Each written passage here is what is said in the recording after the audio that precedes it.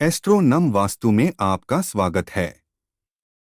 पितृदोष, जिसे पितृदोष के नाम से भी जाना जाता है, वैदिक ज्योतिष में एक अवधारणा है जो पैतृक कर्म या पूर्वजों की नाराजगी के कारण किसी व्यक्ति की कुंडली में समस्याओं या असंतुलन से संबंधित है। ऐसा माना जाता है कि यह पिछली पीढ़ियों में अधूरे कर्तव्यों या नकारात्मक कार्यों के कारण किसी के पूर्वजों के नकारात्मक प्रभाव के कारण होता है। यहाँ कुछ ज्योतिषीय संयोजन दिए गए हैं जो अक्सर महिला की जन्म कुंडली में पितृदोष से जुड़े होते हैं। एक, पीड़ित नौवां घर। जन्म कुंडली में नौवां घर पूर्वजों, धर्म और आध्यात्मिक प्रथाओं का प्रतिनिधित्व करता है। यदि यह घर शनि, राहु या केतु जैसे अशुभ ग्रहों से पीड़ित है तो यह पितृदोष का संकेत दे सकता है। दो, चंद्रशनि युति या दृष्टि। चंद्रमा माता का प्रतिनिधित्व करता है, जबकि शनि पिता या पूर्वजों का प्रतिनिधित्व कर सकता है। चंद्रमा और शनि के बीच युति या कठोर पहलू, विपक्ष या वर्ग, पैतृक मुद्दों का संकेत दे सकता है। तीन, नौवें घर में केतु। केतु चंद्रमा का दक्षिणी नोड अक्सर पिछले कर्मों से जुड़ा होता है। नौवें घर में स्थित होने पर यह पूर्वजों और पितृदोष से संबंधित मुद्दों का संकेत दे सकता है। चार, चौथे दसवें घर में राहु केतु की धुरी। चौथे दसवें घर में राहु केतु की धुरी पैतृक कर्म से संबंधित असंतुलन पैदा कर सकती है, खासकर अगर ये घर पीड़ित हों। पांच, पीड़ित सूर्य। ज्योतिष में सूर्य पिता का प्रतिनिधित्व करता है। यदि सूर्य पीड़ित है या अशुभ भाव में स्थित है तो यह पैतृक समस्याओं का संकेत दे सकता है।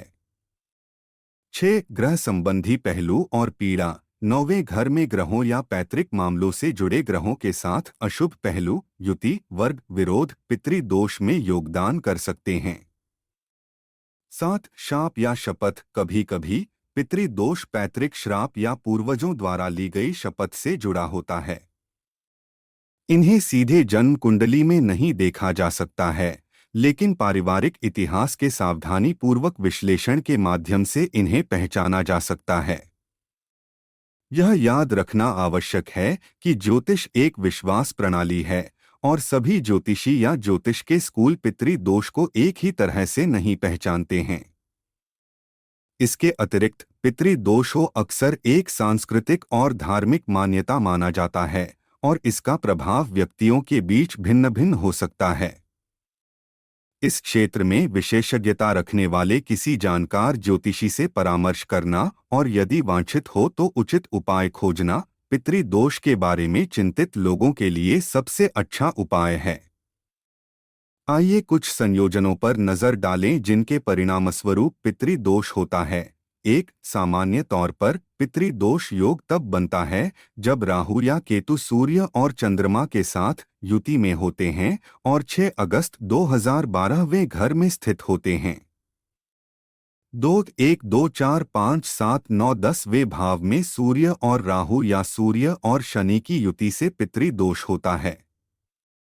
उदाहरण के लिए, यदि सूर्य प्लस राहु सप्तम भाव में स्थित हो तो व्यक्ति की या तो शादी नहीं हो पाती या यदि विवाहित है तो उसका जीवन अशांति और कलह से भरा रहेगा।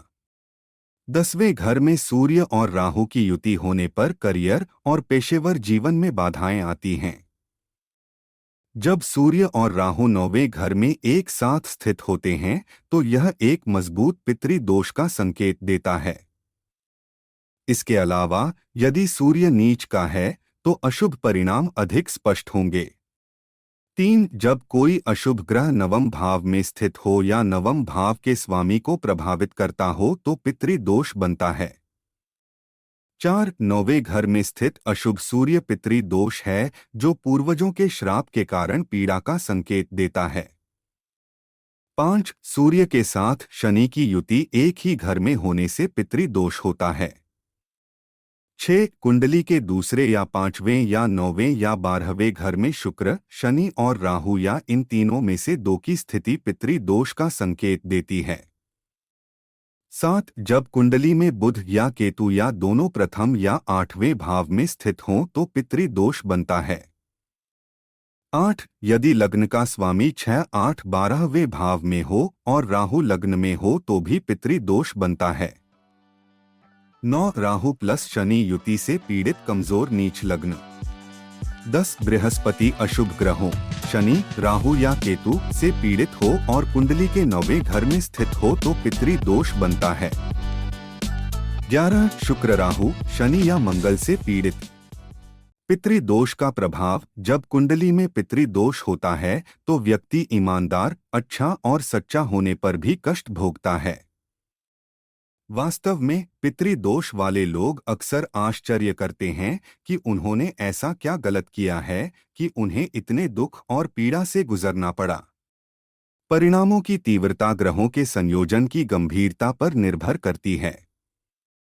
पितृदोष के सामान्य प्रभाव हैं निरंतर तनाव और तनाव, शारीरिक और मानसिक दोनों, शिक्षा या करियर में बाधाएं, कड़ी मेहनत के बावजूद प्रगति और विकास में कमी, शादी में देरी और शादी न होना, बच्चे पैदा करने में समस्याएं, बार बार गर्भपात, कभी न खत्म होने वाला कानूनी दोष संघर्ष आदि।